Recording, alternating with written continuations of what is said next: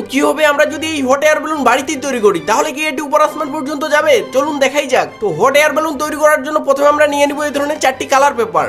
এরপর এগুলোকে এইভাবে ভাঁজ করে নিব, দেন এগুলোতে এইভাবে দাগ দিয়ে কেটে নিব।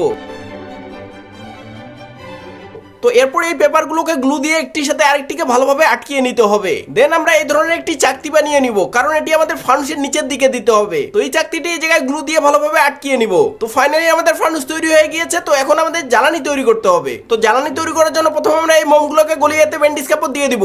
তো এরপর এটি ঠান্ডা করে এই জায়গায় ভালোভাবে পেঁচিয়ে নিতে হবে। তো এবার আমরা এই ফানুসে আগুন দিব। তো এটি দেখার আগে অবশ্যই ভিডিওতে একটি লাইক করুন।